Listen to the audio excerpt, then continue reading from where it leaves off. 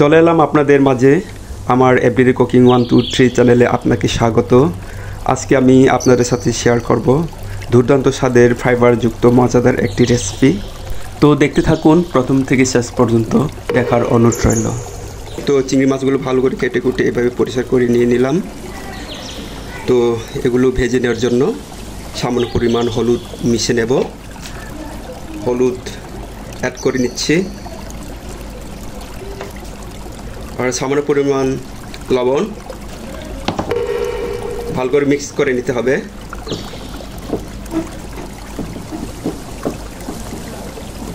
দেখো বন্ধুরা, কত সুন্দর করে মিক্স করে নিয়ে নিচ্ছি।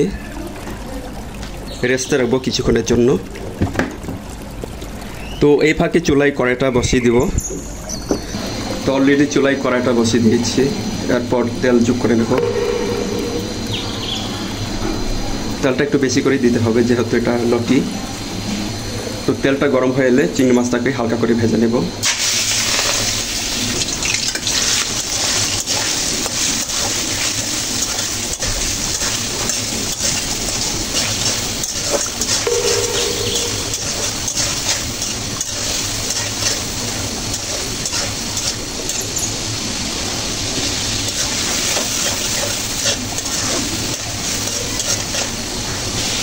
তো চিংড়ি মাছগুলো কিছু সময় নিয়ে ভেজে নিচ্ছি। চিংড়ি মাছগুলো ভাজা একদম হয়ে গেছে। চিংড়ি মাছগুলো উঠিয়ে নেব। তো উঠিয়ে নিচ্ছি।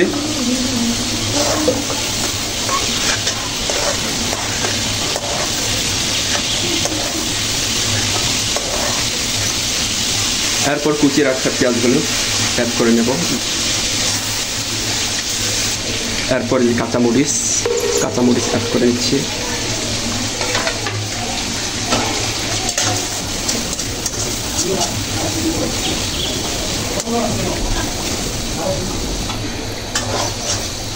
তো পেঁয়াজগুলো বাদামি কালার করে ভেজে নিলাম। এরপর যোগ করে নেব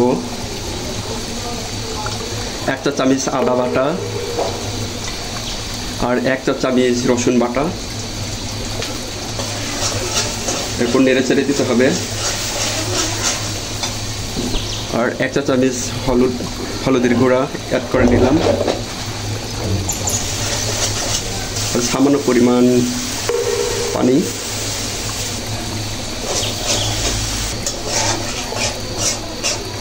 তো সময় নিয়ে কষে নেব। এরপর স্বাদ মতো লবণ। এই লবণটা আপনি চাইলে বাড়ি বা কমিয়ে নিতে পারেন আপনার মনের মতো করে।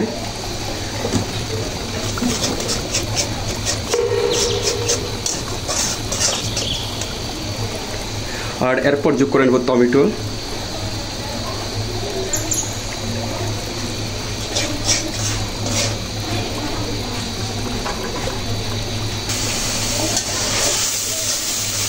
তো আমার যে সকল ভাই ও বোনেরা যে যেখান থেকে দেখছো, লাইক দিয়ে দেখে নিও। লাইক দিলে ভিডিও করার আগ্রহ জাগে। তো বন্ধুদের মাঝে শেয়ার করে দিও। আর আপনি যদি আমার এই চ্যানেল নতুন হয়ে থাকেন অবশ্যই একটা সাবস্ক্রাইব দিয়ে আমার পরিবারের পাশে থাকার জন্য অনুরোধ রইল।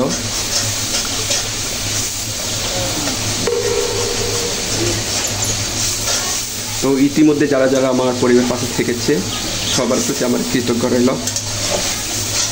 এভাবে পাশে থাকবেন, কাছে থাকবেন। আমি আছি আপনাদের পাশে, সবসময় থাকব। তো কথা বলতে বলতে যে মশলা থেকে তেল একদম ছেড়ে দিয়েছে। এরপরে অ্যাড করে নেব এই যে লতিগুলো মশলার সাথে ভালো করে নেড়ে চেড়ে দিতে হবে যেন লতির সাথে মশলাগুলো ভালো করে লেগে থাকে।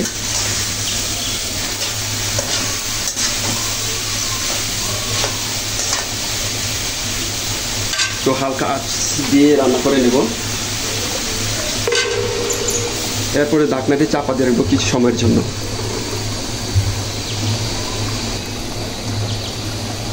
দেখো বন্ধুরা, কিছু সময়ের পর আবার চলে আসলাম। লতি থেকে অনেকগুলো পানি বেরিয়ে আসছে।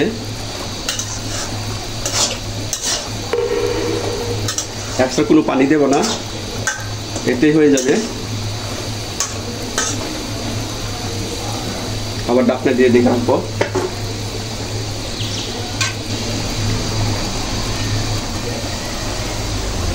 কিছু সময় নিয়ে রান্না করে নিচ্ছি।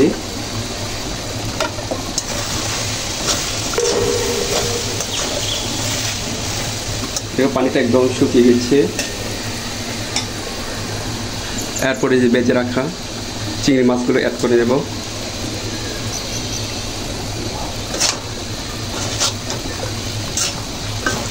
লতির সাথে পানি রাখা যাবে না, তো পানিটা একটু ভিজা ভিজা রাখতে গেলে লতির চুলকাইতে পারে, খেতে পারবেন না। তো পানি রাখা একদম পানি রাখা যাবে না।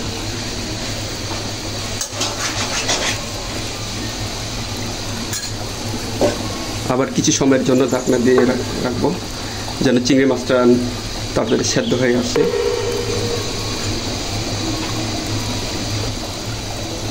তো বন্ধুরা কিছুক্ষণ পর পর এগুলো নেড়ে চেড়ে দিতে হবে যেন কড়াই কলাই লেগে না যায়।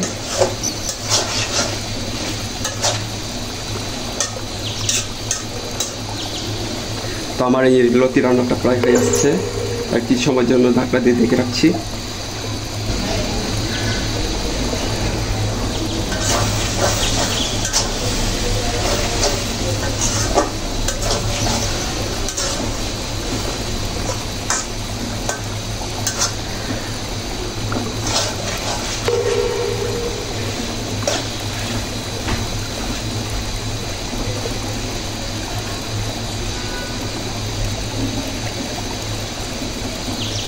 আমার ভাই ও বোনেরা, অনেকক্ষণ সময় নিয়ে ভিডিওটা দেখার জন্য সবার প্রতি আমার কৃতজ্ঞ রইল।